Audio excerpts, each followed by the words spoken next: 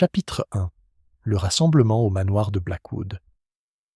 Le brouillard s'était levé des marais en fin d'après-midi, tel un doux châle gris qui enveloppait les haies et ternissait les flèches des ifs. Le capitaine Hastings arriva au manoir de Blackwood, avec l'étrange sensation d'avoir pénétré dans l'un de ces paysages qui tiennent à garder le silence. Le gravier céda la place à l'automobile dans un sifflement. Une corneille observait depuis le pignon le plus élevé, la tête penchée, comme si elle assistait à un drame intérieur. Hastings, qui se targuait d'une stature militaire que la vie citadine n'avait pas érodée, fut d'abord conduit à sa chambre par une servante silencieuse d'environ 19 ans, dont les yeux sérieux aversent la couleur de la Tamise en hiver. « Le thé est à la bibliothèque, monsieur, dit-elle. Lady Blackwood vous a demandé de les rejoindre immédiatement. » Il hocha la tête, et tandis qu'elle s'éloignait, il s'arrêta pour contempler la pelouse sud. Le parc s'étendait jusqu'à une terrasse à balustrade, et, au-delà, une rangée de hêtres disparaissant dans le brouillard. Une des portes-fenêtres du bas était entr'ouverte. Le rideau se gonflait comme une voile pâle. Une vague impression de terre humide et de feuilles d'automne lui parvint. Quelque part, une horloge sonnait les quarts d'heure, un son petit et précis, aussi net qu'une épingle. En bas, la bibliothèque déployait ses ailes chaleureuses. Le feu de l'âtre Tudor avait été avivé jusqu'à une lueur constante. Les livres défilaient jusqu'au plafond en bataillons de cuir. Une diane en bronze posée juste avant la flèche trônait sur la cheminée. Sur une table d'appoint se trouvait une horloge de carrosse dont le verre était légèrement fêlé. Un défaut négligeable qui n'en gênait pas moins l'œil. À côté, un étui à allumettes en argent était ouvert, et Hastings, passant, remarqua qu'une des allumettes était cassée. « Ah, vous êtes le capitaine Hastings. » Ces mots appartenaient à Lady Blackwood, qui se leva d'un fauteuil à oreille, avec cette grâce qui trahit moins la jeunesse que l'éducation. Elle devait avoir 55 ans, peut-être un an ou deux de plus, toujours belle, avec des cheveux d'un gris fer intransigeant et des yeux qui avaient parcouru plus d'un champ de bataille. « Geoffrey a écrit à votre sujet. Il est en retard, naturellement. Geoffrey est toujours en retard. »« Le colonel Whitrow est détenu, Lady Blackwood ?» demanda Hastings. « Par le vicaire, entre tous les tyrans. Il prépare quelque chose d'effroyable pour notre fête des moissons, une chorale d'écoliers et un spectacle. Asseyez-vous. Madame Greaves vous apportera du thé si vous le désirez. » Sa voix devint plus sèche. Cette maison a réussi à se remplir et pourtant à rester vide. Hastings s'assit et dégusta une part de gâteau aux graines. Face à lui, sur une chaise basse, une jeune femme se penchait sur le Tatler avec plus d'attention que les pages ne le méritaient. Elle avait cette beauté qui tient presque de la fioriture, lèvres trop rouges, cils trop longs, et une énergie nerveuse dans les doigts qui suggérait un esprit toujours en mouvement. Lady Blackwood fit les présentations avec une légèreté presque ironique. « Mademoiselle Vale, ma compagne, Mademoiselle Marjorie Vale, et mon neveu, Monsieur Julian Reed, ajouta-t-elle, tandis qu'un grand jeune homme s'approchait de l'âtre, l'air de quelqu'un pour qui le salon est une scène, et lui le principal acteur. Il avait les cheveux noirs, coupés un peu plus longs que la mode ne l'exigeait, et une cravate de ce vert bilieux si maniéré des poètes. Hastings aurait parié un souverain que M. Reed n'avait jamais écrit une ligne qui ne mentionnât le destin. « Ravi, dit Reed, sans que le plaisir ait jamais sali ses manchettes. Le brouillard est assez théâtral, vous ne trouvez pas ? On s'attend à un coup de feu étouffé à tout moment. Julian, la réprimande de Lady Blackwood était douce, mais elle tomba comme une goutte d'eau sur une assiette chaude. Il y eut un grésillement. Un pas rapide retentit dans le couloir, et le docteur Félix Archer entra. Compact, blond, un chapeau melon enfoncé dans le creux de la tête, comme s'il l'avait répété. « Mes excuses, Lady Blackwood. Madame Greaves m'a retenu pour me parler de la cuisinière, mais elle est impeccable, c'est la femme qui est capricieuse. Madame Greaves a alimenté cette maison pendant des hivers bien pires que ce brouillard, dit Lady Blackwood sans rancune. Prenez du thé, s'il vous plaît. Docteur, dit Hastings, nous nous sommes rencontrés, je crois, au Langham, il y a quelques années. C'est vrai, répondit promptement Archer. Tu boitais à cause d'un accident de cricket, et je t'ai déconseillé les actes héroïques. Les conseils judicieux sont rarement suivis. Parce que cela prive de gloire, intervint Julian Reed avec un sourire lancinant. Le docteur Archer est la seule personne ici qui ne se trompe jamais. Admirable, et un peu ennuyeux. Mieux vaut être mort que mort, répondit Archer d'un ton enjoué. Lady Blackwood, Monsieur Darnley nous honore-t-il ce week-end ? Il arrive de Londres par le train de 18h40, dit-elle. Madame Greaves a envoyé Sykes à la gare. Les routes sont abominables. « Monsieur Darnley » demanda Hastings. « Lucas Darnley » dit mademoiselle Vale en tremblant. « Il écrit sur les images. »« Ou sur les images, je ne sais jamais. »« Un marchand d'art, » expliqua Archer. « On dit qu'il a l'œil, ce qui, dans ce métier, est plus rémunérateur qu'une âme. »« Lucas, » dit Lady Blackwood avec une pointe de fermeté, « est un vieil ami de mon défunt mari. » Elle jeta un coup d'œil vers la cheminée. « Nous devons faire une annonce demain. Nous sommes le 1er octobre, capitaine Hastings. Je célèbre les anniversaires. » Il y eut un silence, empli du doux bruit de la cendre qui tombait dans la cheminée. Le regard d'Hastings se porta vers le fond de la pièce, où un long secrétaire trônait sous la fenêtre. L'encrier, posé dessus, était en verre vert. Un buvard était ouvert, marqué d'un treillis de carrés bien nets. Dans le coin le plus à droite, un petit bol en porcelaine contenait 3 jetons en ivoire. De drôles de petites choses, jolies et inutiles. Le tapis près de l'âtre présentait une brûlure brune, triangulaire, comme si un charbon y avait roulé une fois et avait été arraché une seconde trop tard. La porte s'ouvrit à nouveau et la gouvernante, Madame Greaves, entra, portant une théière fraîche. C'était une femme imposante dont le visage portait chaque année de service comme une décoration. « Le téléphoniste dit que les lignes risquent de devenir bizarres après 9 heures, » annonça-t-elle. « C'est dû à l'humidité, madame. »« Alors, limitons nos ragots à l'heure précédente, » répondit Lady Blackwood. « Merci, madame Greaves. »« Et la cloche de la bibliothèque à ses tours, » ajouta madame Greaves en posant le pot avec une tendre réprimande pour les objets inanimés. « Elle sonne toute seule. J'ai dit à Will de s'occuper du câblage. »« La cloche de la bibliothèque » répéta Hastings. « Pour les domestiques, » dit mademoiselle Vale, le visage radieux. « Il y a un panneau dans le couloir avec de petits drapeaux ivoires qui s'agitent lorsqu'une pièce appelle. C'est ancien et très joli. Parfois, il flotte sans permission. Comme certaines personnes, » murmura Archer. Des pas résonnèrent dans le hall avec une assurance militaire et rapide, et le colonel Geoffrey Whitrow entra, secouant son chapeau pour en retirer l'humidité. C'était un homme imposant, éclairci par l'âge, à la manière des arbres ayant connu de nombreux hivers. Sain, droit, patiné. Il saisit l'épaule d'Hastings. « Mon cher, des routes comme du porridge, des enfants de chœur en révolte, et l'harmonium du vicaire, un instrument du diable. Lady Blackwood, votre hospitalité est un baume.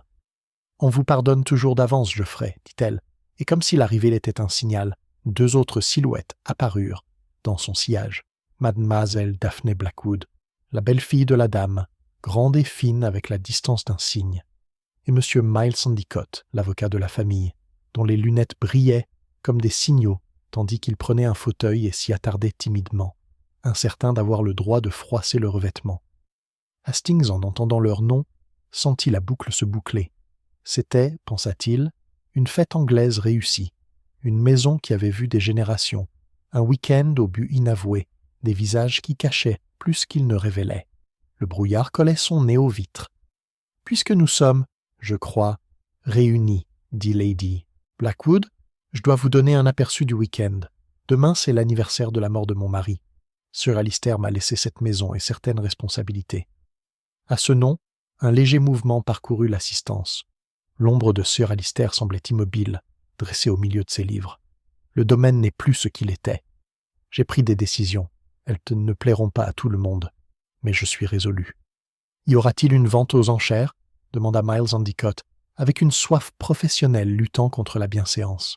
« Pas de la maison, » dit-elle doucement, « d'un seul tableau. » Son regard glissa vers le mur du fond, où une toile était accrochée à moitié dans l'ombre. Un petit portrait de femme au sourire discret, des perles au cou, le regard détourné, les doigts serrés dans un bouquet de violettes. « Reynolds ou pas Reynolds ? Les experts se disputent. Monsieur Darnley aura son mot à dire. » « Ali l'a gardé par simple sentiment, » dit Daphné, et le nom la détonna un peu. « Ali, réduisant le mort à une syllabe familière. On aurait pu le vendre il y a des années et s'épargner la peur. »« Il y avait des raisons, » répondit Lady Blackwood, et les mots semblaient mesurés à une échelle que personne d'autre ne pouvait lire. Julian Reed rit doucement. « Nous aimons nos raisons quand elles sont absurdes. »« Julian, » dit Miss Vale à voix basse, « ne le fais pas. » Il la regarda et le regard entre eux était tendu comme un fil de fer. Un de ces regards qui n'existent que pendant une seconde et dont il est ensuite difficile de jurer. « Dîner à 8 heures, » conclut Lady Blackwood. « L'annonce aura lieu demain soir. Je vous demanderai à tous d'être à la bibliothèque à minuit. » À ce mot, Un étrange frémissement parcourut l'assemblée. Archer haussa les sourcils, amusé. La moustache du colonel se hérissa. Les doigts de mademoiselle Vell jouaient avec un bracelet un peu trop brillant pour être de bon goût. Minuit. Il flottait dans l'air, le moment où le jour s'avoue vaincu. L'horloge du carrosse continuait de sonner, inconsciente. Plus tard, tandis qu'Hastings s'habillait, il constata que les particularités de la maison et de ses occupants s'harmonisaient avec une étrange netteté, comme des boutons dans des boutonnières. Dans sa chambre, un cordon de sonnette était clairement marqué « Bibliothèque ». Le couloir extérieur était doté d'un coulisseau qui absorbait les pas. La fenêtre de la salle de bain se coinçait en haut, à moins d'appuyer du pouce sur un point à gauche. Lorsqu'elle cédait, elle le faisait avec un léger hoquet. De retour dans la chambre, il remarqua sur la coiffeuse une petite carte avec un plan du rez-de-chaussée, visiblement préparé pour des invités inconnus. C'était le genre d'excès réfléchi qui trahissait l'orgueil d'une gouvernante. La bibliothèque s'ouvrait sur la terrasse par 2 portes-fenêtres. Au-delà s'étendait une allée pavée, et plus loin encore la pelouse. Le bureau jouxtait la bibliothèque, séparé d'elle par un étroit passage où était suspendu le panneau de sonnette. Le salon donnait sur les parterres est. La salle à manger donnait sur l'allée. Il était à mi-chemin de son arc lorsqu'on frappa à sa porte. C'était le colonel Whitrow, déjà vêtu de noir, dont les traits joyeux avaient pris une expression plus sobre. « Viens avec moi sur la terrasse un instant, Hastings. J'ai un mot à te dire. » Ils empruntèrent sa seul escalier de service, sans lumière, à l'exception d'une unique applique qui faisait briller la rampe comme un vieil os. Sur la terrasse, l'humidité les enveloppait. Le jardin indistinct était devenu un arrangement au charbon de bois. « Vous vous demandez pourquoi vous êtes ici, dit Whitrow. J'ai dit à Lady Blackwood que vous étiez le type le plus honnête qui soit, et que la décence est souvent un réconfort dans une maison nerveuse. De plus, il marqua une pause. Vous avez le don de remarquer les choses sans en faire tout un plat. Je n'ai pas perdu l'habitude d'accorder de l'importance à l'observation. Hastings sourit. Tu me flattes. Je n'en ai pas besoin. Lady Blackwood est assiégée de conseils et n'en a pas besoin. Mais il y a quelque chose qui cloche dans l'atmosphère. Ce week-end est une véritable poudrière. La présence de Darnley est un atout. Archer est loyal mais vif. Reed est intelligent et plein de ressentiment. Daphné est fière et craintive. Mademoiselle Vall est... Eh bien, c'est Mademoiselle Vell. Et Endicott est une furette. La maisonnée est sous pression pour des raisons d'économie. J'ose dire que Madame Greaves dirige la cuisine comme Nelson, mais Will Pritchard, le jardinier, boit plus qu'il ne le devrait, et Sykes, le chauffeur, appartient à cette catégorie de jeunes gens ennuyeux qui prennent une automobile pour un char de guerre. Si la malice se reproduit, elle se reproduira ici. Hastings, qui ne pouvait pas toujours se vanter d'une psychologie des plus délicates, mais possédait l'instinct du soldat pour détecter le malaise, hocha la tête. « Vous parlez comme si le danger était certain. »« Je parle en homme qui a vu trop de querelles absurdes tourner au drame, » dit le colonel. « Et parce que je respecte Lady Blackwood. » Il tourna la tête. « Regardez là, près de la porte-fenêtre. » Une silhouette s'avança dans la bibliothèque, rien de plus qu'une ombre glissant dans la lumière du feu. Le loquet de la fenêtre s'accrocha, cliqueta, se souleva. Il y avait là un petit piège. Hastings l'avait trouvé lui-même cet après-midi-là. La silhouette sortit sur la terrasse, s'arrêta, puis se perdit dans le brouillard. « Qui ?» commença Hastings. « Trop grand pour Miss Vale. »« Pas Archer, sa démarche est plus vive. »« Julian ou Darnley ?» dit Whitrow. « Mais Darnley n'est pas encore arrivé. » Il eut un petit rire. « Je deviens fantaisiste. Allons, on ferait mieux de s'habiller pour le dîner, sinon Madame Greaves nous mettra au fer. » Ils rentrèrent dans la maison par le petit salon, où un vase de roses tardives exhalait un léger parfum poivré.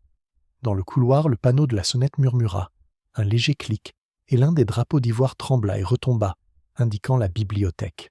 Whitrow y jeta un coup d'œil. « Voilà votre fantôme, Madame Greaves, » remarqua-t-il, puis « Bonjour. » Au fond du couloir, la porte du bureau était ouverte.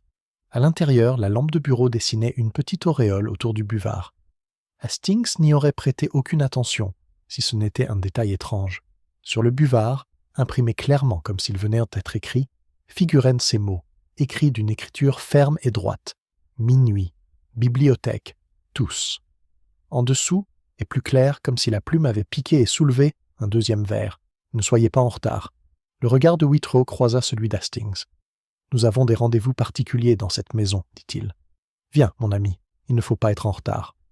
Chapitre 2. Le crime. Ce soir-là, le dîner se déroula avec une étrange raideur, comme si chaque plat portait en lui un léger fardeau de malaise.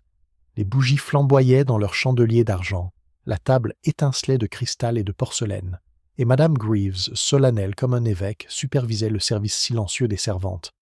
Pourtant, sous-jacent à tout cela, se dégageait l'impression, comme le dira plus tard Hastings, que les convives ne dînaient pas de Venaison et de Bourgogne, mais de leurs propres pensées. Julian Reed disserta longuement sur la futilité de l'héritage, citant Shelley avec l'assurance d'un homme persuadé que son auditoire n'est pas suffisamment cultivé pour le contredire. Daphne Blackwood ne répondit que par brèves syllabes, son regard se portant de temps à autre vers sa belle-mère en bout de table. Lady Blackwood elle-même présidait avec ce sang-froid propre aux Anglaises, qui ont traversé plus d'une tempête personnelle. Le colonel s'appliqua avec enthousiasme au rôti, le docteur Archer divertit la table avec des anecdotes de vie rurale, et Miles Endicott polissait si souvent ses lunettes qu'on se demandait s'il ne cherchait pas dans leur verre une réponse qui lui échappait ailleurs. Il était plus de 10 heures lorsque le repas prit fin et que la compagnie se dispersa.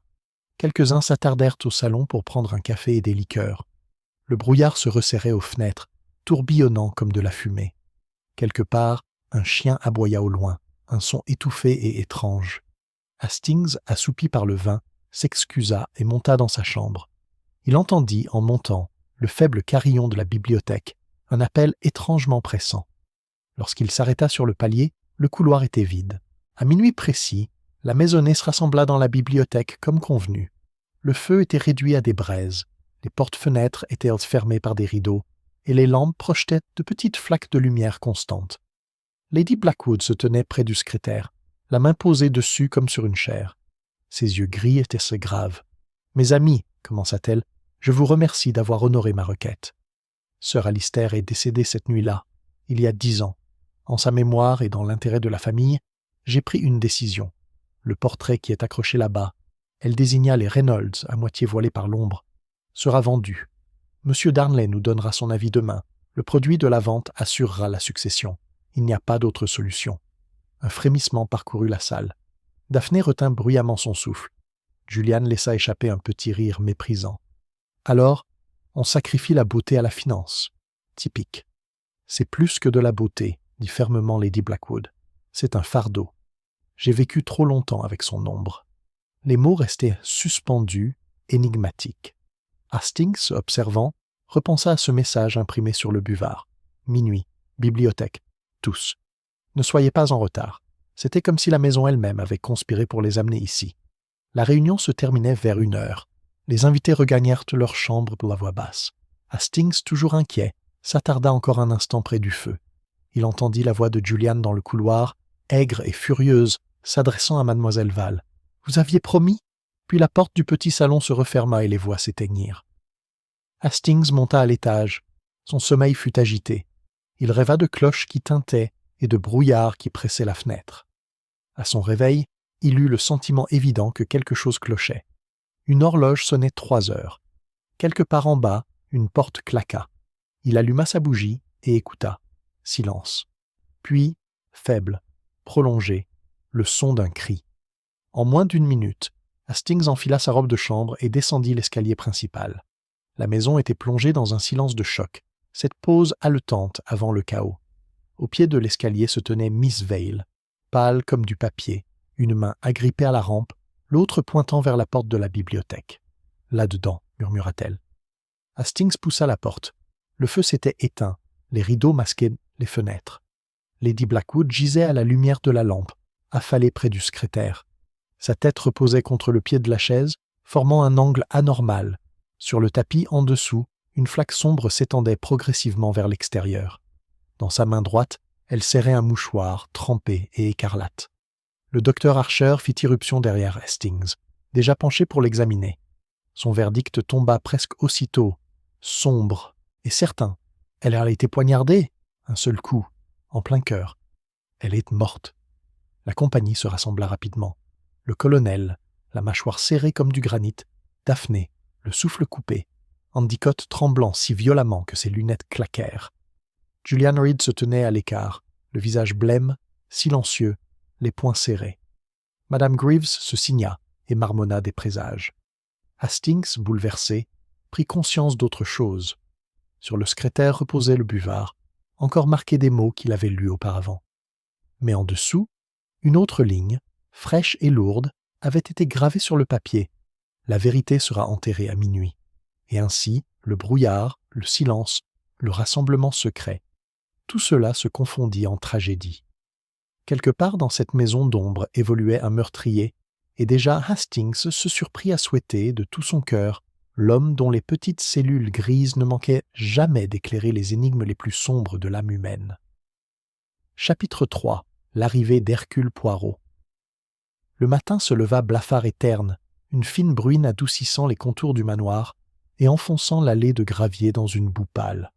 Hastings, les yeux cernés par les horreurs de la nuit, se tenait dans le hall tandis que l'inspecteur Graves, de la police du comté, dirigeait ses agents avec l'efficacité solennelle d'un homme qui détestait les meurtres commis dans les maisons de campagne.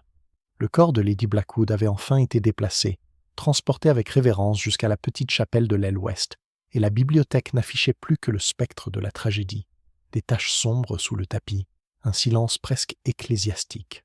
« Verrouillez toutes les portes donnant sur la terrasse », ordonna Graves à l'un de ses hommes. « Brouillard ou pas, personne ne quitte cette maison avant mon autorisation.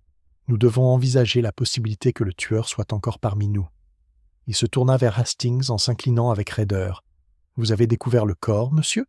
« Mademoiselle Vale a donné l'alerte, » corrigea Hastings. « Mais oui, j'ai été le premier à entrer dans la bibliothèque. » Il répéta, aussi fidèlement que possible, les détails de la nuit. Le cri, la porte entr'ouverte, Lady Blackwood gisant sans vie. Son récit semblait maigre, un squelette de la terrible réalité.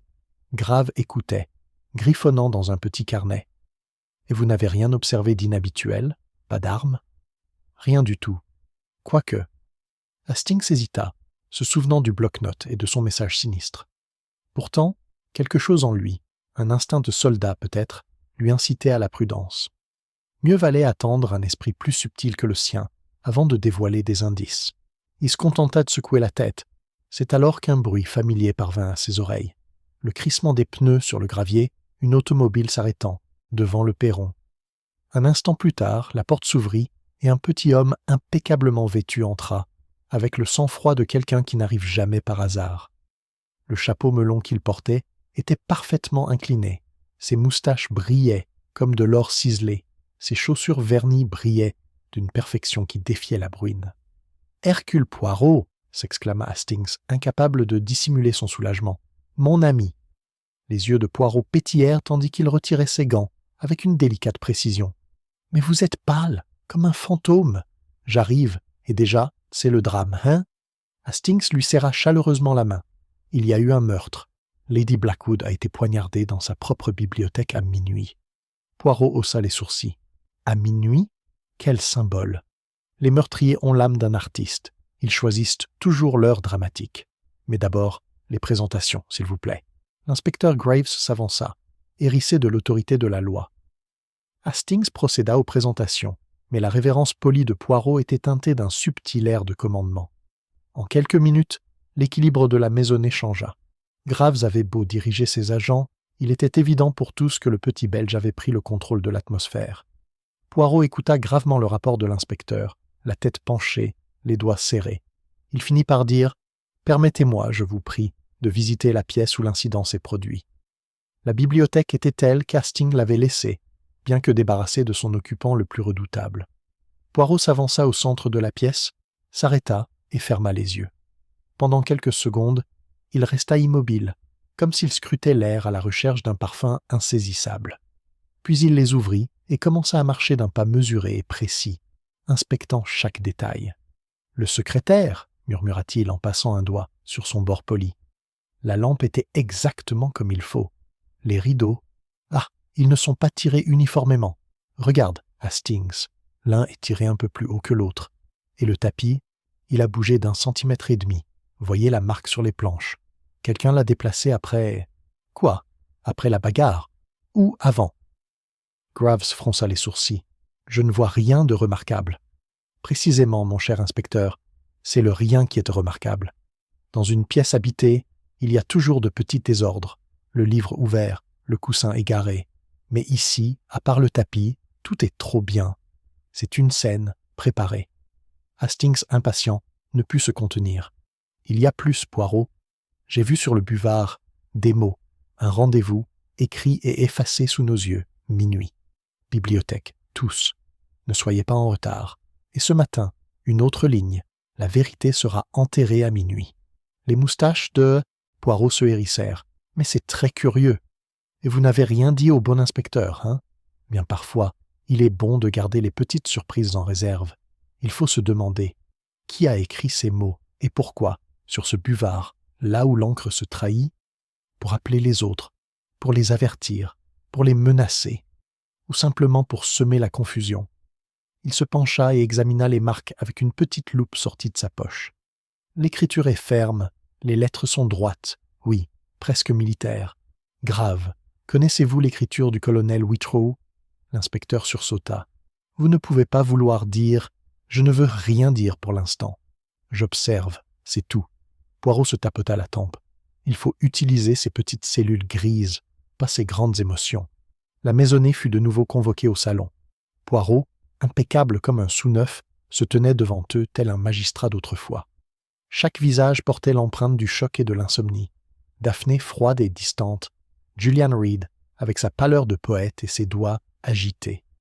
Mademoiselle Vale, abattue, serrant un mouchoir, le docteur Archer vif mais tendu, Endicott clignant nerveusement des yeux, le colonel Whitrow solide comme un chêne, mais avec une ligne de lassitude autour des yeux.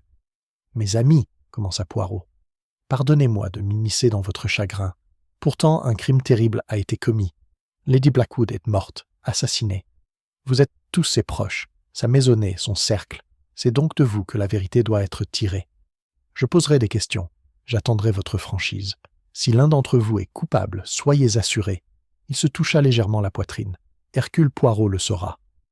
Il y eut un silence, seulement troublé par la faible pluie qui ruisselait sur les vitres. Poirot le laissa s'étendre, son regard sombre parcourant les visages. Hastings le voyait déjà. Les légers tremblements, les regards détournés, les petites trahisons du masque humain. Poirot avait jeté son filet, et déjà il tremblait sous le poids des secrets. Et à cet instant, Hastings comprit. Le mystère du manoir Blackwood avait trouvé son maître. Le jeu commençait. Chapitre 4. Les questions commencent. La pluie s'était calmée à midi, laissant les pelouses lisses et luisantes sous un ciel sans couleur. Quelques corbeaux dépenaillés tournoyaient au-dessus des êtres, leurs cris rauques contrastant avec le silence de la maison. À l'intérieur, l'atmosphère était pesante, chargée de cette attente nerveuse qui accompagne chaque homme et chaque femme, se demandant si son voisin ne porte pas l'ombre d'un sentiment de culpabilité. Poirot, impeccable comme toujours, se déclara prêt à commencer son enquête. « Messieurs et mesdames, dit-il en s'inclinant légèrement, je vais vous parler un par un. Nous devons démêler ce nœud fil par fil, jamais enchevêtré, toujours avec patience. Le capitaine Hastings m'accompagnera, car il est pour moi ce que le cœur est pour la tragédie grecque. Il observe, il réfléchit. » L'inspecteur Graves marmonna quelque chose, mais ne protesta pas. Il avait déjà appris que résister aux méthodes de Poirot revenait à tenter de barrer une rivière avec son chapeau. Dr Félix Archer. Le premier à être appelé dans le petit salon fut le docteur Archer. Il entra d'un pas vif, comme s'il se dépêchait de soigner un patient, et s'assit avec un air de compétence professionnelle. « Docteur, » dit Poirot en joignant les mains, « vous avez examiné le corps immédiatement ?»« Oui, mort instantanée. Un seul coup, franchement entre les côtes, en plein cœur. Aucun signe de lutte, du moins aucun signe apparent. Elle a dû faire face à son agresseur. Parfait. Et l'arme? Introuvable. Un couteau, je pense, de longueur moyenne. Celui qui le maniait savait exactement ce qu'il faisait. Une main maladroite aurait laissé des marques d'hésitation. C'était décisif. Poirot inclina la tête. « Vous êtes un ami de la famille ? » « Pendant de nombreuses années, Lady Blackwood a compté sur moi. » Archer pinça les lèvres. « Elle comptait peut-être trop sur moi. Elle me consultait pour des questions qui dépassaient que la médecine, finances, domestique, ses querelles avec sa belle-fille. Je lui ai dit un jour que j'étais son confesseur sans l'absolution. Hier soir, continua doucement Poirot, où étiez-vous entre minuit et 3 heures ? Dans ma chambre. J'ai lu un peu, puis je me suis endormi. Je n'ai rien entendu jusqu'au vacarme. Merci, docteur. Tu peux y aller. Après le départ d'Archer, Hastings fit remarquer. Son diagnostic était assez péremptoire. Aurait-il pu le faire, Poirot? Poirot esquissa un clin d'œil. Un médecin sait où frapper, c'est sûr. Mais réfléchis, Hastings. L'homme qui tue si proprement ne fait pas disparaître son arme comme un prestidigitateur, à moins que l'enjeu soit important. Écoutons les autres. Julian Reed. Julian Reed entra dans la pièce avec une nonchalance étudiée, bien que la pâleur de ses joues trahît sa nuit blanche. Il alluma une cigarette avec des doigts ostentatoires. « Vous souhaitez m'interroger, monsieur Poirot? C'est romantique. » « Romantique ?» Poirot haussa les sourcils. « C'est une histoire d'amour pitoyable qui se termine par une femme poignardée. » Reed haussa les épaules. « Une tragédie, alors. Notre époque la nourrit. Lady Blackwood était une tyranne, certes, mais gracieuse. Elle conservait le portrait comme une avare. Peut-être craignait-elle ce qu'il pourrait révéler. Que veux-tu dire, mon cher poète? Des secrets, monsieur. Chaque famille en a. Demandez à Daphné, demandez à Lucas Darnley quand il arrivera. Ils le savent. » Le regard de Poirot s'aiguisa. « À minuit, monsieur, quand tout le monde était réuni. Étiez-vous présent? » « Je l'ai fait, même si je n'y étais pas disposé. Ensuite, je me suis disputé avec mademoiselle Vale. Une bagatelle. » Sa bouche se tordit. « Vous pouvez imaginer ce que vous voulez. » Et après 1 heure, ma chambre, bien sûr. J'ai écrit un petit vers. Je n'ai rien entendu. Poirot le regarda encore un instant. « Vous parlez beaucoup de secrets, monsieur, mais vous ne dévoilez rien des vôtres. Très bien, tu peux y aller. » Daphné Blackwood. Daphné entra avec l'élégance d'un cygne, mais ses yeux étaient cernés et sa bouche pincée. Elle s'assit sans y être invitée. « Vous me croyez coupable, monsieur Poirot? Cela ne m'étonnerait pas.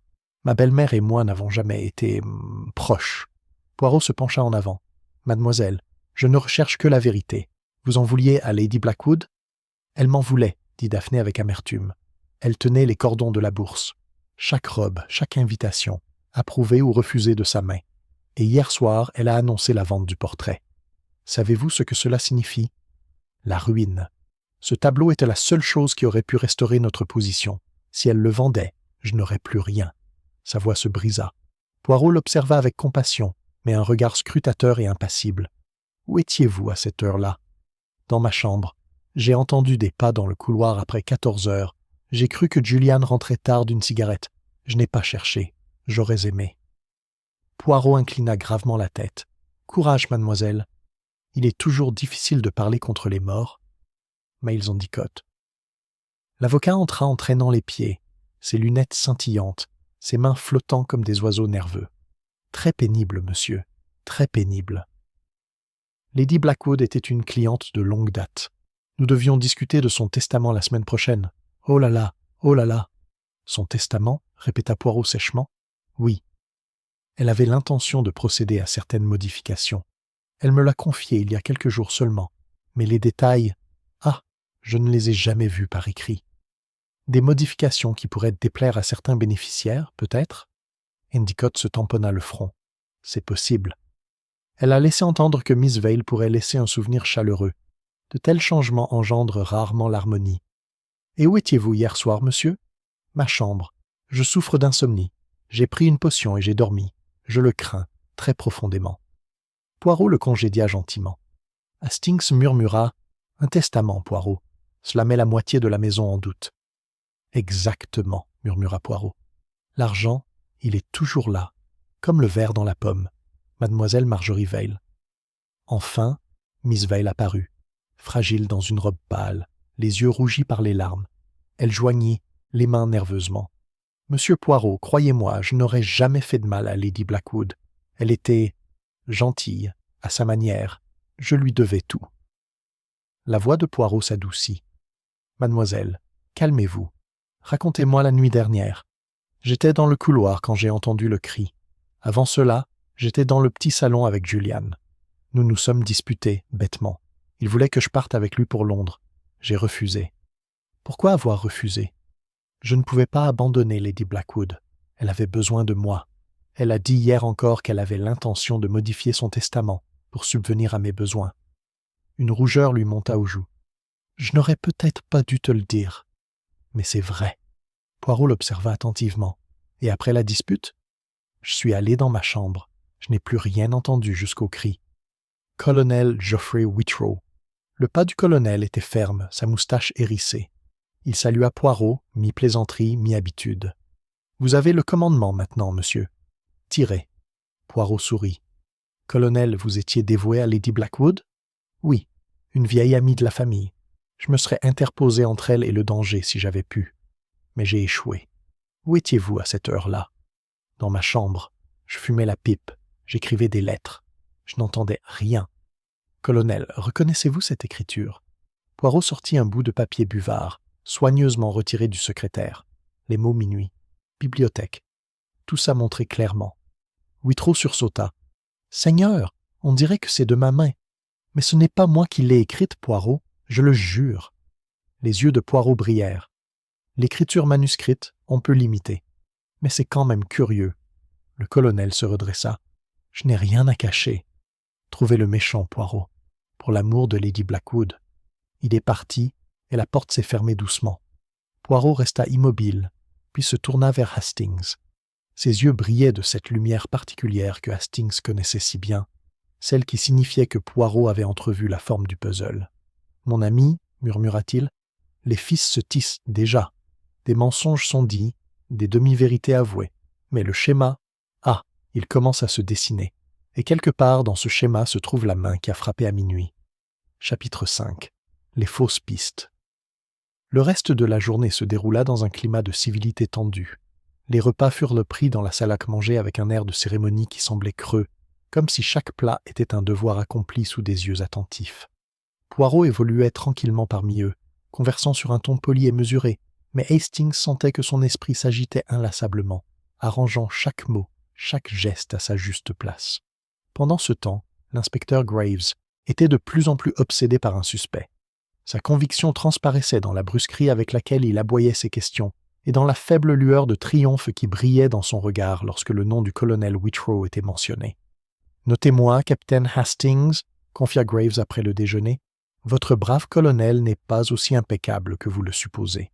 Cette écriture sur le buvard, c'est clair comme de l'eau de roche. C'est un soldat, habitué aux coups décisifs. Il connaissait intimement Lady Blackwood. L'occasion, le mobile, les moyens, tout y est. » Hastings se hérissa. « Je ne veux pas croire Whitrow, c'est un homme honorable. » Graves renifla. « L'honneur ne protège pas des dettes, ou de la jalousie.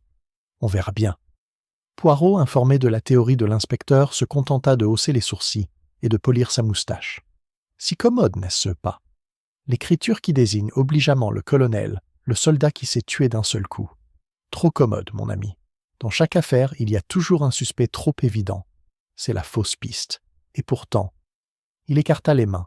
Même la fausse piste, elle nage dans l'océan de la vérité. Une découverte dans le jardin. Cet après-midi-là, un agent de police explorant le terrain fit une découverte.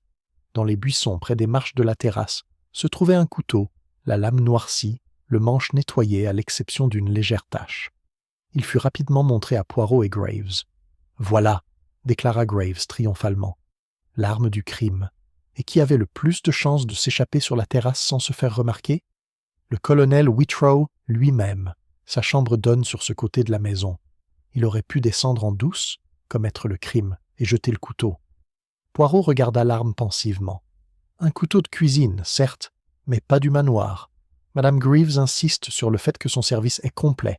Remarquez, Hastings, la lame est de fabrication étrangère, italienne peut-être. Curieux. Qui parmi nous emporterait un tel objet dans ses bagages? » Graves fronça les sourcils. « On voit des complots partout. À mon avis, c'est simple. Le colonel. » L'explosion de Julian. Ce soir-là, alors que la maisonnée se réunissait à nouveau dans le salon, Julian Reed rompit le silence fragile par une explosion. Sa voix, aiguë sous l'effet de la tension, les surprit tous. « Pourquoi restons-nous assis ici en silence, à faire semblant? Nous connaissons la vérité. Le colonel l'a tuée. Il l'a tuée pour l'empêcher de vendre le portrait. Il la vénérait, mais elle l'a défiée et de rage, il l'a frappée. Ne le protégeons pas sous des paroles d'honneur. » Le colonel Whitrow se leva d'un bond, le visage rouge d'indignation. « Pardieu, monsieur, vous allez trop loin !»« Messieurs, messieurs, » intervint vivement Poirot, levant une main petite mais autoritaire. « Ce n'est pas le moment d'accuser. La vérité finira par éclater, par ordre, par méthode. Pas par des cris de colère. » Mais Hastings, en observant, ne put manquer de remarquer comment les yeux de Daphné Blackwood se posèrent sur Julian, écarquillés d'alarme, ni comment Miss Vale enfouit son visage dans son mouchoir, tremblante. Poirot à la bibliothèque. Plus tard, une fois la maisonnée dispersée, Poirot demanda à Hastings de l'accompagner une fois de plus à la bibliothèque. La pièce sentait légèrement la fumée, comme si ses murs même se souvenaient du crime. Poirot s'avança avec sa délicatesse habituelle, examinant le bureau, les rideaux, les porte-fenêtres. « Hastings, murmura-t-il, réfléchis un instant. Lady Blackwood a convoqué tout le monde à la bibliothèque à minuit, n'est-ce pas? Et pourtant, quelqu'un a écrit la même convocation sur le buvard. Pourquoi? Pour garantir leur présence ou pour masquer un autre objectif? Et puis, après sa mort, le second message apparaît. La vérité sera enterrée à minuit. Une fioriture théâtrale. Les meurtriers ne peuvent résister à une fioriture. » Hastings frissonna. « Mais qu'en est-il du couteau dans le jardin? Ça doit être assez clair. » « Pas clairement, mon ami, trop clairement. Le meurtrier veut nous faire suivre une mauvaise piste. Il faut se demander à qui profite la suspicion envers le colonel, à qui profite sa culpabilité. » Poirot se tapota la tempe. « Je vois déjà l'esquisse d'un esprit. Intelligent, calculateur, mais négligent, jusqu'à un petit détail. Et c'est sur ce détail que nous le coincerons. » Une conversation chuchotée. Cette nuit-là, inquiet, Hastings errait dans le couloir. En passant devant le petit salon, il entendit des voix basses et pressantes. S'arrêtant, il distingua la voix tremblante de Miss Vale. « Julian, tu ne dois pas. S'ils te soupçonnent, laissez-les faire, répondit Julian avec amertume. Je suis déjà ruiné, mais je ne me tairai pas pendant que le colonel jouera les héros. Hastings s'éloigna précipitamment, ne voulant pas être surpris à écouter aux portes, mais les mots restèrent gravés dans son esprit, le troublant. Lorsqu'il les raconta à Poirot au petit matin, le détective se contenta de sourire de son sourire de sphinx. « Bien, bien, le poisson frétisse dans le filet, Hastings. Mais où est le faux fuyant et où est la vraie prise? Nous verrons bien. Patience, toujours patience. » Sur ces mots, Poirot se retira, laissant Hastings plus inquiet que jamais. Quelque part dans le manoir de Blackwood, le meurtrier évoluait toujours en liberté, et la certitude de l'inspecteur pesait lourdement sur les larges épaules du colonel. Pourtant, Hastings, bien que n'étant pas un grand logicien, sentait au fond de lui que Poirot avait raison. L'affaire n'était pas si simple. La vérité, encore enfouie, attendait d'être exhumée. Chapitre 6. Un indice. Détaillé. Le lendemain matin, un soleil pâle et humide se leva, bien que le brouillard s'accrochât obstinément aux pelouses basses, tel un voile qui ne voulait pas se lever. L'atmosphère au manoir de Blackwood était pesante, comme si chaque invité portait un secret pesant sur ses épaules. Le petit déjeuner fut discret. Le tintement de la porcelaine et le murmure des chaussures des domestiques semblaient anormalement forts dans le silence. Poirot paraissait aussi soigné que d'habitude, ses moustaches immaculées, ses chaussures vernies luisantes, mais Hastings savait que le petit Belge était déjà profondément occupé. « Viens, Hastings, dit Poirot après le repas. Nous allons nous promener un peu dans le jardin. Du brouillard, oui, mais les petites cellules grises, elles sont efficaces même dans le brouillard, parfois, surtout dans le brouillard. » Il sortira sur la terrasse, où les pierres humides brillaient. Poirot marchait lentement, la tête inclinée, comme s'il lisait un texte secret gravé sur le gravier. Il s'arrêta alors près du bosquet où le couteau avait été retrouvé. Se baissant, il ramassa un objet petit et délicat. « Regarde, mon ami, » dit-il doucement. Dans sa paume reposait un unique bouton de nacre légèrement éraflé, dont le fil s'accrochait encore. Il est tombé d'un vêtement. Te souviens-tu qui, parmi nous, porte un tel bouton? Hastings pensa, la robe de mademoiselle Vale hier soir, elle avait de petits boutons de nacre sur la manche. Précisément, et pourtant, remarquez bien, ce bouton provient d'une chemise d'homme, pas d'une robe de dame. Plus large, plus simple. Et un seul monsieur, hier soir, portait une telle chemise, Julian Reed. Vous ne vous en souvenez pas? Ses manchettes étaient enfermées non pas par des boutons, mais par des boutons. L'un d'eux était déjà desserré. Hastings sursauta. Alors Julian devait être sur la terrasse. Il aurait pu y cacher le couteau. Les yeux de Poirot pétillèrent. Peut-être. Ou peut-être que notre meurtrier est assez malin pour utiliser un simple bouton comme diversion. N'oublie jamais, Hastings. Le plus simple indice peut être la plus astucieuse des tromperies. La cloche qui sonnait toute seule. En rentrant dans la maison, Poirot s'arrêta devant le panneau de la sonnette des domestiques, dans le couloir.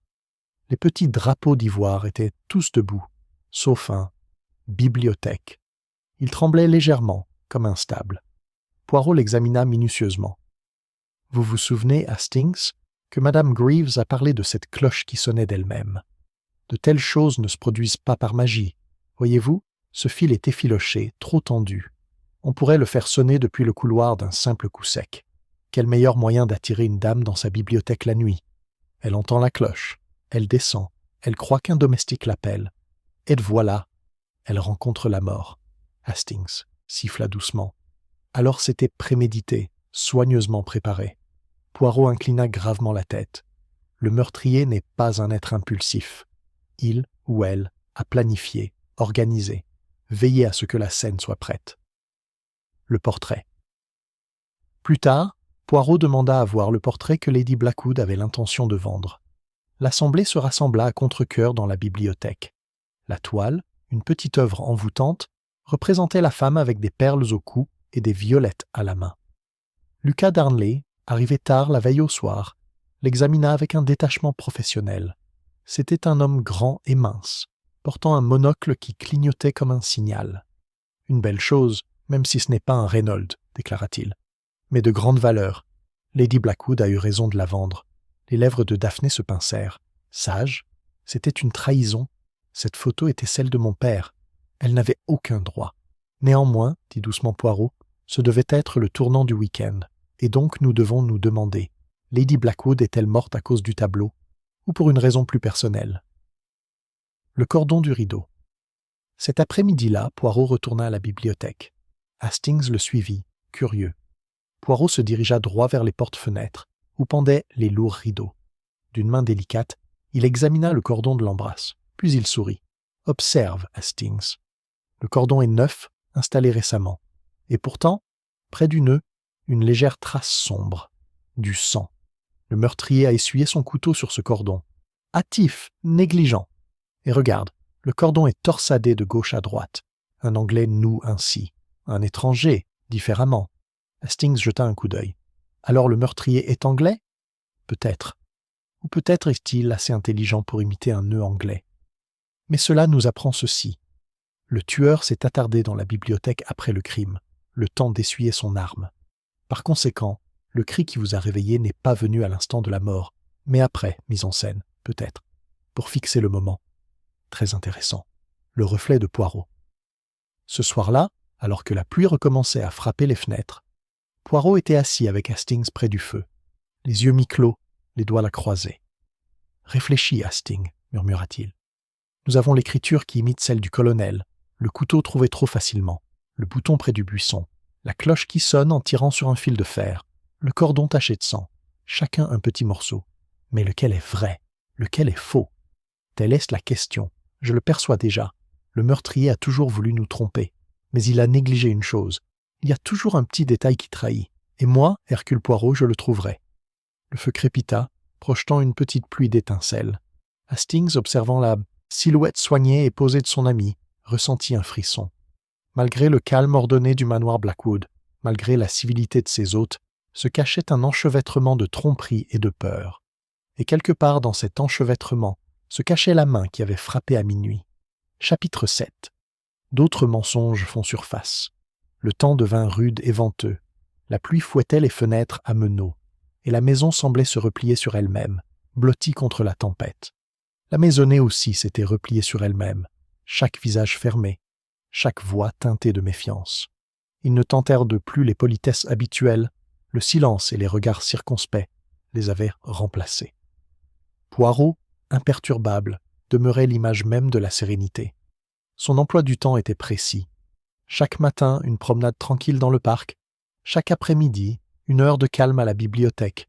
Chaque soir, ses petits entretiens, toujours polis, toujours exigeants. Hastings s'émerveillait de la patience de son ami, même si l'attente l'irritait lui-même. « Sûrement, Poirot, s'écria-t-il un matin. Tu as bien formulé une théorie. Tu ne peux pas rester aussi calme pendant que la suspicion ronge tout le monde. » Poirot sourit avec indulgence. « Ah, mon ami, vous autres Anglais, vous êtes si impatients. Une théorie, pff, elle n'est rien sans preuve. Et déjà la preuve m'arrive. Ils mentent, Hastings, ils mentent tous. Mais les mensonges sont comme une mauvaise broderie. On tire sur le mauvais fil et tout le motif se défait. Le secret de Miss Vale.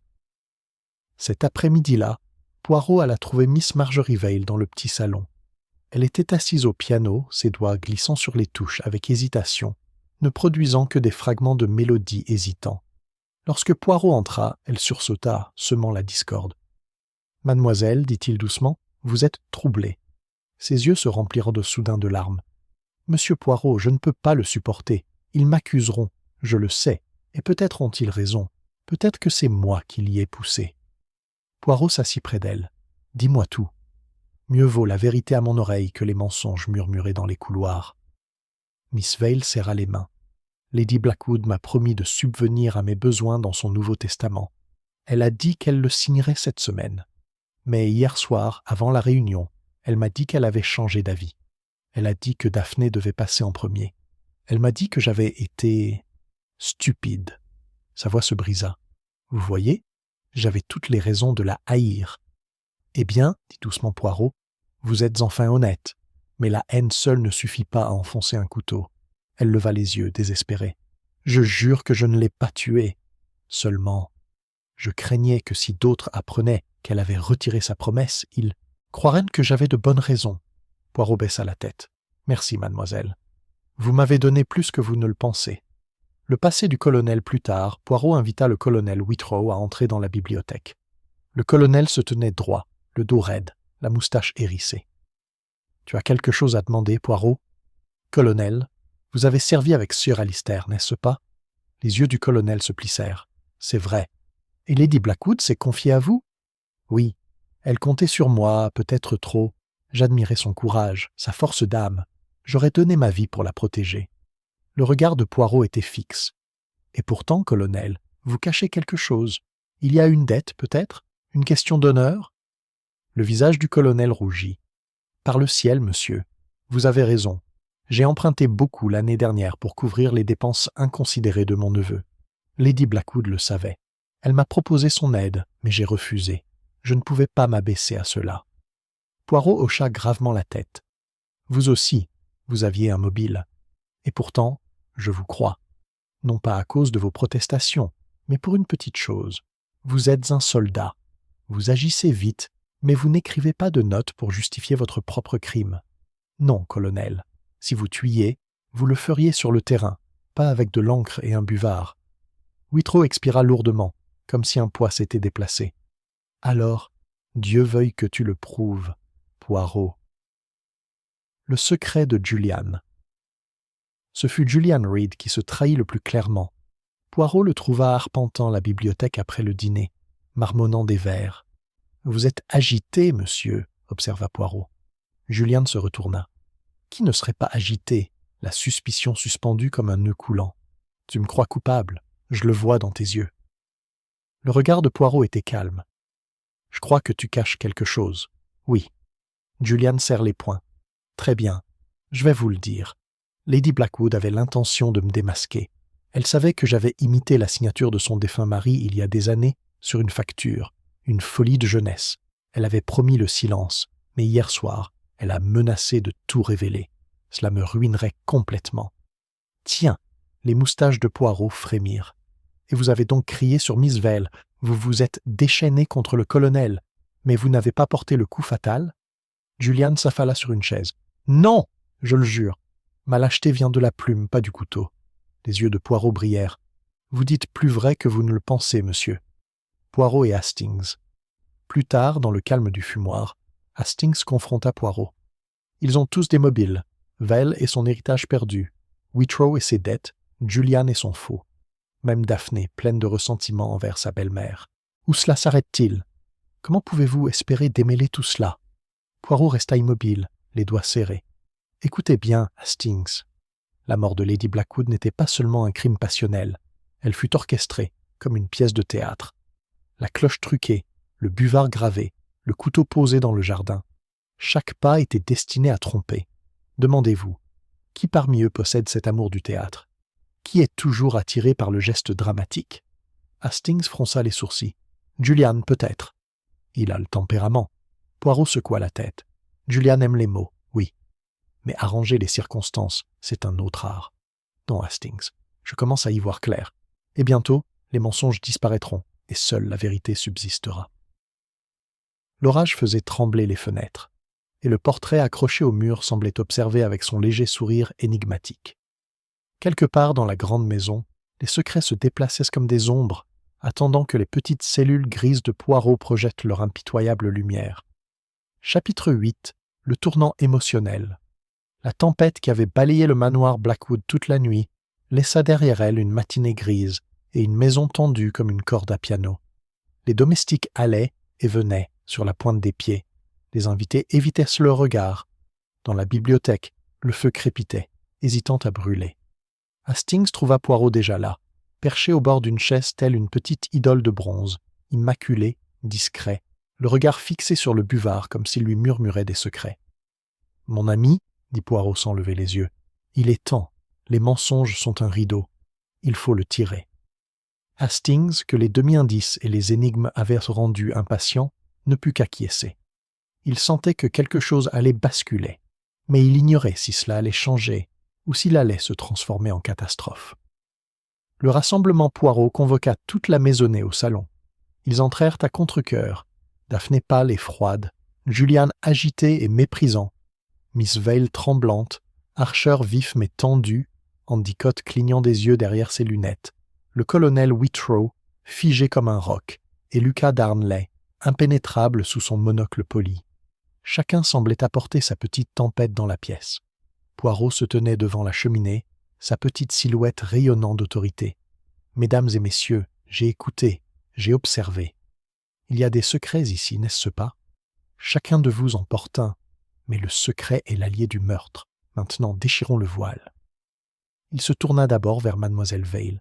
« Mademoiselle, vous avez avoué que Lady Blackwood avait promis de se souvenir de vous dans son testament, puis s'est rétractée. Mais vous ne m'avez pas tout dit. Hier après-midi, n'avez-vous pas entendu une dispute entre Lady Blackwood et mademoiselle Daphné? Mademoiselle, Val Alta, comment avez-vous... » Poirot leva le doigt. « Vous l'avez entendu, et vous avez pleuré. Ce n'était pas seulement votre héritage qui était en jeu, c'était le sien. Lady Blackwood a menacé de vendre le portrait pour vous déshériter tous les deux. Voilà, 2 jeunes femmes laissées sans rien. » Daphné se leva brusquement, son sang-froid s'évanouissant. « Oui, c'est vrai. Elle avait l'intention de nous ruiner, de mettre la maison à nu, de vendre jusqu'au portrait qui faisait la fierté de mon père. Elle m'a toujours détesté. Je n'ai pas supporté sa cruauté. Sa voix tremblait, à la limite de l'hystérie. Mais je ne l'ai pas tuée. Je le jure. » Ces paroles résonnèrent donc comme une confession. Pendant un instant, personne ne répondit. Poirot la regarda avec une profonde compassion, mais son regard resta perçant. Julien se démasque, Julian eut un petit rire amer. Alors, c'est dit. La grande Lady Blackwood n'était pas une sainte. Elle usait de sa volonté comme d'un fouet. Elle m'a menacé aussi. Elle savait que j'avais falsifié le nom de Sir Alistair. Elle a dit qu'elle me dénoncerait, me détruirait complètement. Sa main tremblait tandis qu'il levait sa cigarette. Je la détestais. Oui, je la détestais. Mais la haine n'est pas le meurtre. Très bien, dit doucement Poirot. Et pourtant, monsieur Reed, vous êtes négligent avec vos petites cellules grises. La haine ne manie peut-être pas le couteau, mais elle écrit les mots. Vous, parmi tous ceux qui vous entourent, adorez les fioritures théâtrales. Qui d'autre aurait l'idée de mettre en scène des messages sur un buvard? Qui d'autre chercherait à éveiller les soupçons par un geste théâtral? Julian blêmit, puis força un rire. Tu ne peux pas le prouver. La main du colonel ressemble plus à la mienne que tu ne le penses. Le docteur Archer se brise. C'est à ce moment que le docteur Archer, qui avait jusque-là gardé son sang-froid, se pencha soudain en avant, les mains pressées contre son front. Sa voix était rauque, brisée. « Je n'en peux plus. Vous êtes tous aveugles. Lady Blackwood était gravement malade. Elle le cachait. Il ne lui restait que quelques mois à vivre. Je le savais, car elle se confiait à moi. Elle craignait la disgrâce, la dépendance. C'est pourquoi elle avait prévu de vendre le portrait, pour subvenir à ses besoins avant qu'il ne soit trop tard. La compagnie s'agita, surprise. Les yeux de Poirot brillèrent. Enfin, la vérité se rapproche. Pas seulement la ruine, pas seulement la malveillance, mais la maladie. Et qui parmi vous gagnerait à garder le silence sur un tel fait? Archer releva la tête. Je lui ai dit qu'elle devait se reposer, éviter toute tension. Au lieu de cela, elle a choisi de jouer à ces jeux cruels. Et maintenant, elle est partie. Son visage se tordit d'angoisse. Je ne l'ai pas tuée, mais j'aurais peut-être dû l'empêcher. Je suis coupable à ma façon. Poirot posa doucement une main sur son bras. Non, docteur. La culpabilité n'est pas la même chose que du sang sur les mains. Le tournant de la marée. Les aveux laissèrent taire l'atmosphère électrique. Daphné tremblait dans un coin. Julian marmonnait pour lui-même. Archer fixait le feu d'un regard hanté. Mademoiselle Vale pleurait en silence. Le colonel paraissait bouleversé mais résolu. Endicott pâle comme un parchemin. Poirot les examina tous. « Voyez-vous, mes amis, comme les mensonges disparaissent. Chacun de vous pensait se protéger. Mais les secrets, comme des cadavres, remontent à la surface. Je perçois déjà la vérité. L'un d'entre vous a joué un jeu trop audacieux. Et je vous le dis, le temps est proche où il sera démasqué. » Il s'inclina légèrement, signalant la fin du rassemblement. La compagnie se dispersa par fragments, tels des soldats quittant un champ de bataille. Hastings, resté en arrière, murmura « Poirot, vous les avez terriblement secoués. Mais avez-vous vraiment découvert le meurtrier ?» Les yeux de Poirot brillaient d'une certitude tranquille. « Mais oui, Hastings. Le meurtrier est déjà révélé, mais pas encore avoué. Un dernier fil et la tapisserie est complète. Demain, nous tendons le piège. » Chapitre 9. Le piège. La journée qui suivit fut marquée par une attente contenue. Hastings eut l'impression que chaque invité se déplaçait comme sur une scène, conscient d'être observé. Les conversations étaient rares, les rires absents. Seul Poirot semblait parfaitement à l'aise, déambulant dans le manoir avec sa délicatesse habituelle, inspectant les objets avec un intérêt poli qui démentait l'intensité de ses pensées. Dans l'après-midi, il se confia à Hastings. « Il est temps, mon ami. » Le meurtrier a semé la confusion. Fausse piste par-ci, fausse piste par-là. Mais j'ai déjà rassemblé les fils. Ce soir, nous les rassemblerons et le masque tombera. « Comment vas-tu faire, Poirot ?» demanda Hastings impatient. « Par la psychologie, toujours par la psychologie. Pour attraper le meurtrier, il faut le mettre dans une petite cage, resserrer les barreaux jusqu'à ce qu'il ne puisse plus bouger. Et alors, il se trahit. Ce soir à 20h, à la bibliothèque, nous aurons notre dénouement. Invitez-les tous. Le décor, il faut le planter. » L'assemblée. Ce soir-là, la maisonnée se rassembla à contre-cœur dans la bibliothèque. Le feu était faible, la pluie ruisselait sur les hautes fenêtres, et le grand portrait semblait observer avec son sourire secret. Poirot se tenait près de l'âtre, élégant et posé, Hastings à ses côtés. « Mes amis, commença-t-il, un crime terrible a souillé cette maison. Lady Blackwood a été assassinée, et les soupçons se portent tantôt sur l'un, tantôt sur l'autre. Mais ce soir, mesdames et messieurs, la vérité sera révélée. Vous me permettrez de vous rappeler certains faits. » Ses yeux sombres parcoururent tout le cercle. « Premièrement, Lady Blackwood vous a convoqué dans cette pièce à minuit. Deuxièmement, sur le buvard étaient inscrits les mots « minuit, bibliothèque, tous. Ne soyez pas en retard. » Troisièmement, après sa mort, un autre message. La vérité sera enterrée à minuit. Quelle prouesse! Il n'est pas dans la nature de la plupart des meurtriers de se livrer à un tel mélodrame. Mais l'un d'entre vous, oui, a l'âme d'un dramaturge. Julian Reed se déplaçait avec inquiétude, ses doigts tambourinant. Quatrièmement, poursuivit Poirot, le couteau a été retrouvé dans le bosquet, trop facilement. L'écriture du colonel a été imitée, trop visiblement. C'étaient de fausses pistes. Le véritable indice se trouvait ailleurs, négligé. Je parle de la cloche qui a sonné d'elle-même. Elle était truquée, voyez-vous. Un fil effiloché, un petit piège. Lady Blackwood a été attirée ici, croyant qu'un domestique l'appelait. Le tueur a attendu. Miss Vale poussa un faible cri. Poirot leva la main pour réclamer le silence. La pression psychologique. « Et maintenant, réfléchissez à ceci, poursuivit-il. Le cordon du rideau était maculé de sang. Le meurtrier a essuyé l'arme à la hâte, pensant que personne ne le remarquerait. Mais moi, je remarque tout. Ce cordon était noué à gauche sur à droite, à la manière anglaise. Le meurtrier est donc anglais, pas étranger. Eh bien, cela rétrécit notre cercle. » L'inspecteur Graves s'éclaircit la gorge, triomphant. « Voilà monsieur Poirot. Le colonel Whitrow, anglais, soldat, son écriture, son arme, son opportunité. J'avais raison depuis le début. » Poirot se retourna, souriant avec une pointe d'ironie. « Non, mon cher inspecteur. On vous a mené par le bout du nez.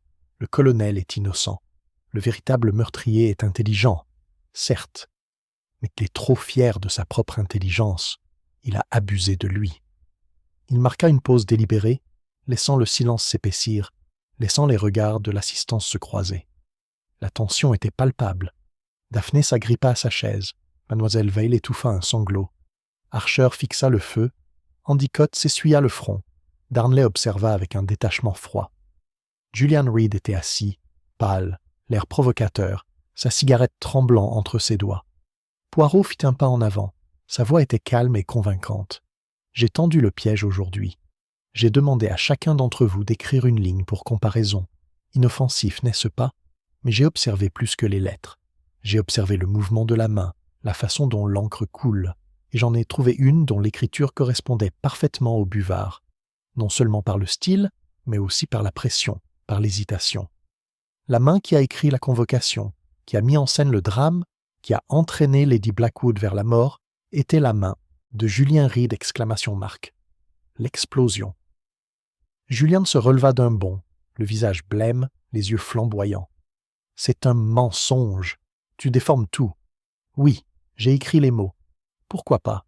C'était un jeu, une plaisanterie. Mais je ne l'ai jamais frappé. Jamais. » La voix de Poirot transperça ses protestations comme une lame. « Non, monsieur, ce n'était pas une plaisanterie. Vous avez mis en scène les notes. Vous avez sonné près du fil. Vous avez essuyé le couteau sur le cordon. Vous avez caché l'arme dans les buissons, pensant que sa découverte incriminerait quelqu'un d'autre. Vous souhaitiez que les soupçons se portent sur le colonel. Mais vous avez oublié une chose, le petit bouton de nacre tombé sur la terrasse.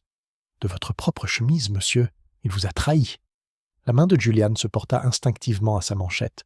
Pendant un instant, il sembla vaciller, comme un acteur avant la scène finale. Puis sa voix se brisa, sauvage, désespérée.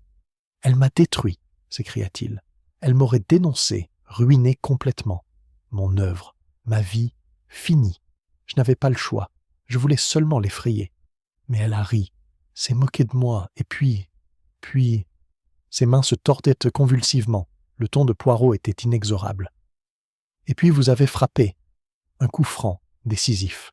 Vous, qui prétendiez être lâche de la plume, n'avez fait preuve de courage que dans le crime. » Les épaules de Julian s'affaissèrent. « Oui, murmura-t-il, je l'ai tué. Dieu me vienne en aide, je l'ai tué. » La salle exhala à l'unisson, la tension se dissipant comme une tempête passée. Daphné sanglota. Mademoiselle Vail s'effondra sur une chaise. Archer se couvrit le visage. L'inspecteur Graves s'avança, enfin satisfait, d'un air sombre. Poirot baissa la tête. Le piège est tendu. La justice suivra. Et Hastings, observant, ressentit une fois de plus cette étrange admiration. À partir de mensonges, d'ombres et d'indices à peine entrevus, Poirot avait forgé une clarté aussi nette et inévitable qu'une équation résolue. Le meurtrier démasqué, la pièce était terminée. Chapitre 10. La révélation. Le feu dans la bibliothèque sifflait faiblement, projetant de longues ombres ondulantes sur les livres et le portrait accroché au mur. Julian Reed était affalé sur une chaise, son attitude de défi s'évanouissant, les mains tremblantes, tandis que les agents de l'inspecteur Graves rôdaient à proximité. Le reste de la compagnie restait figé, partagé entre l'horreur, le soulagement et l'incrédulité. C'était Poirot, impeccable et impeccable, qui se tenait maintenant devant eux, le chef d'orchestre prêt à prononcer les dernières mesures de sa symphonie. « Mesdames et messieurs, » commença-t-il, « permettez-moi de vous exposer la vérité telle qu'elle s'est produite, étape par étape, car vous méritez de savoir comment Lady Blackwood a connu son destin et comment les liens se sont noués. » L'invocation. « Premièrement, dit Poirot, Lady Blackwood vous a tous convoqués à la bibliothèque à minuit. C'est vrai. Mais au même moment, M. Reed a pris l'initiative d'écrire la même convocation sur le buvard. Pourquoi? Parce qu'il souhaitait renforcer l'illusion, s'assurer que la réunion aurait lieu exactement au moment et à l'endroit qu'il désirait. Il ne suffisait pas que Lady Blackwood l'ait arrangé elle-même. Non, il devait mettre la main à la pâte, en dramaturge qu'il est. Julian eut un rire creux. Oui, j'ai adoré le côté théâtral. Je me suis dit, si ça devait se faire, il faudrait que ce soit grandiose. La cloche Poirot leva un doigt. Deuxièmement, la cloche de la bibliothèque. Madame Greaves nous a dit qu'elle avait sonné toute seule. mais en réalité le fil était effiloché, disposé à être tiré hors du couloir. Qui aurait pu imaginer un tel stratagème? Ni le colonel, dont l'esprit est simple et militaire, ni mademoiselle Vail, timide et nerveuse, ni Daphné, qui méprise les artifices. Mais M. Reed, ah, il adore les artifices.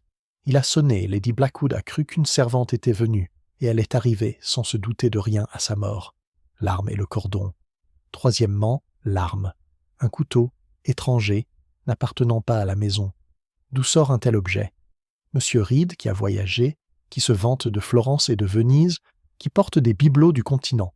Et après avoir frappé, il essuya la lame sur le cordon du rideau, l'attachant à gauche sur la droite, à l'anglaise, mais hâtivement, laissant une trace.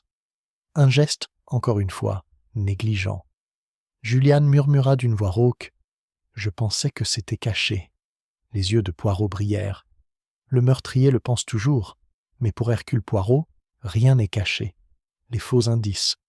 Quatrièmement, l'arme jetée dans les buissons. Quelle découverte opportune! Et l'écriture sur le buvard, imitant celle du colonel. Une ressemblance si obligeante. C'était un de vos fausses pistes, monsieur, vos petits drames. Vous avez cherché à jeter le doute sur le colonel Whitrow, l'homme d'honneur, parce que vous saviez que ses vertus mêmes le rendraient invulnérable. Mais vous avez dépassé les bornes. Le piège était trop astucieux, trop théâtral. Je vous le dis, quand trop d'indices pointent vers un seul homme, c'est toujours faux. Le colonel se raidit, la fierté et le soulagement se lisant sur son visage. Le bouton « cinquièmement », poursuivit doucement Poirot, le plus petit indice de tous. Un bouton de nacre, éraflé, tombé près de la terrasse. À première vue, ce n'est rien, mais je me suis souvenu hier soir de votre chemise, monsieur Reed. Des boutons, pas des maillons. L'un d'eux était défait. Et voilà, le bouton vous a trahi. Il n'a pas été placé pour vous tromper, c'est le hasard, et le hasard est l'ennemi des meurtriers.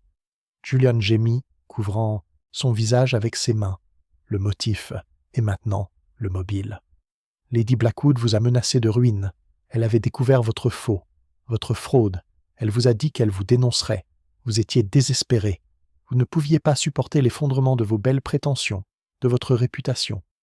Vous aviez planifié non seulement un crime, mais une représentation pour nous éblouir avec de fausses pistes, pour nous faire admirer l'ingéniosité alors même que nous reculions devant l'acte. Mais dans votre amour du théâtre, vous avez oublié une chose. L'esprit d'Hercule Poirot n'admire pas la représentation. Il admire la vérité. La confession de Juliane releva la tête. Son visage était pâle, sa voix caverneuse. « C'est vrai, je l'ai frappée. Elle s'est moquée de moi. Elle m'a traité d'imposteur. Elle a dit qu'elle rirait en me détruisant. Je voulais seulement la faire taire. Mais à cet instant, la fureur, la lame. Je n'ai pas pu m'arrêter. Il s'affaissa, brisé. Tout ça n'a servi à rien. Tu as tout vu clair. » Poirot inclina gravement la tête. « Un meurtre est toujours vain, monsieur. Il détruit le meurtrier aussi sûrement que la victime. » L'inspecteur Graves s'avança. « Vous venez avec nous, monsieur. » Ces hommes entourèrent Julian, qui se leva en titubant, jetant un dernier regard amer au portrait accroché au mur. Puis il fut emmené. Les conséquences. Un long moment, la bibliothèque resta silencieuse, le feu crépitant doucement. Daphné pleurait doucement, la tête baissée. Madame Vail serrait son mouchoir.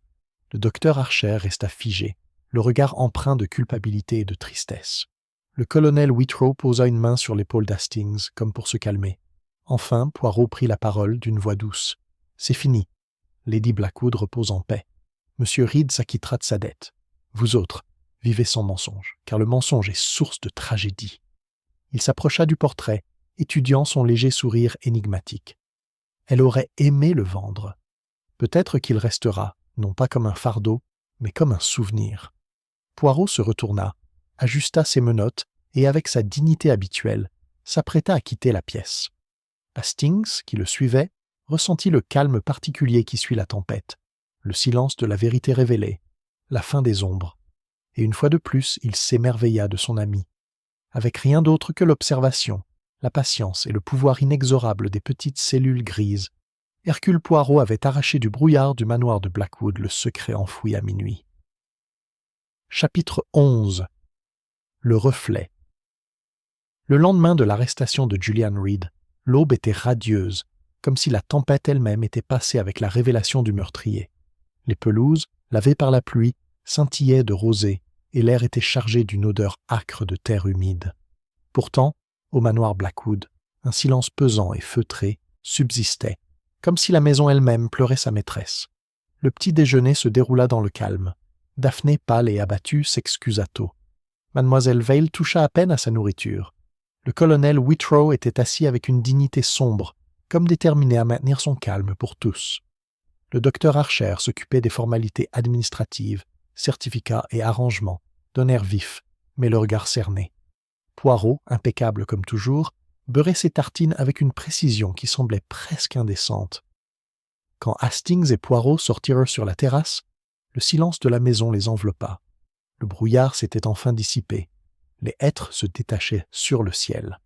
Hastings respira profondément, mais son cœur resta lourd. « Poirot, dit-il, je ne peux m'empêcher de penser qu'il n'y a aucune victoire dans cette affaire. Lady Blackwood est morte, la vie de Julian est ruinée, et les autres sont livrés à l'amertume et à la peur. Que nous a apporté la justice, sinon le chagrin ?» Poirot sourit faiblement, le regard bienveillant. « Mon cher Hastings, la justice n'est pas une question de joie, c'est une question d'ordre. Lady Blackwood est morte, certes, mais sans la vérité, sa mort aurait jeté son ombre sur les innocents. Pensez au colonel, dont la suspicion empoisonne son honneur. Pensez à Miss Vale, dont les murmures détruisent l'esprit.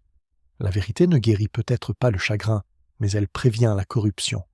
Cela, c'est très important. » Ils marchèrent lentement le long de la terrasse, les pierres humides luisant sous leurs pieds. Poirot s'arrêta près des portes-fenêtres de la bibliothèque, contemplant la pièce où la tragédie avait commencé. « Voyez-vous, Hastings, murmura-t-il, c'est toujours une question de psychologie. Monsieur Reed n'était pas un homme violent. Il était vaniteux, peu sûr de lui, cherchant désespérément à paraître plus grand qu'il ne l'était. Lady Blackwood menaçait son illusion, et ainsi, il créa un drame dont il était l'auteur. Mais il oublia que le plus grand théâtre, c'est la vie elle-même, et que dans la vie, les détails ne peuvent être dissimulés. Le buvard, la sonnette, le bouton, ils en disaient plus long que ses fioritures. Hastings le regarda avec admiration. « Tu as tout vu alors que nous étions tous perdus dans l'ombre. » Poirot ajusta ses menottes. « Ce n'est pas que j'ai vu plus, Hastings. C'est que j'ai arrangé les faits, que je les ai mis en ordre. D'autres voient un fouillis.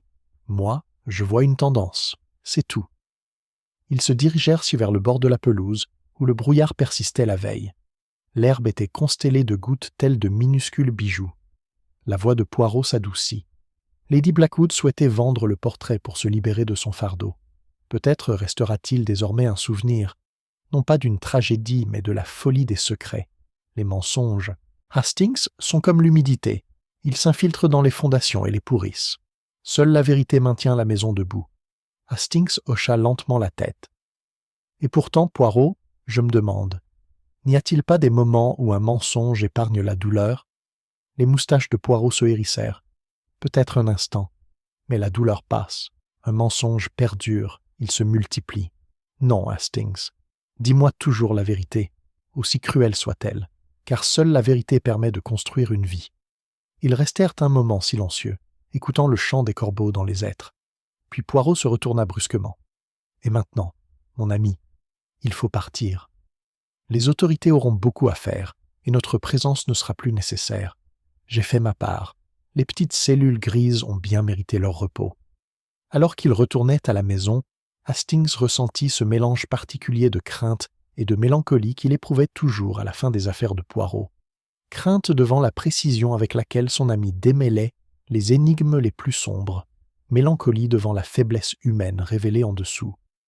Lorsqu'ils montèrent enfin dans la voiture qui les emmènerait loin du manoir de Blackwood, Hastings regarda la maison de pierre grise.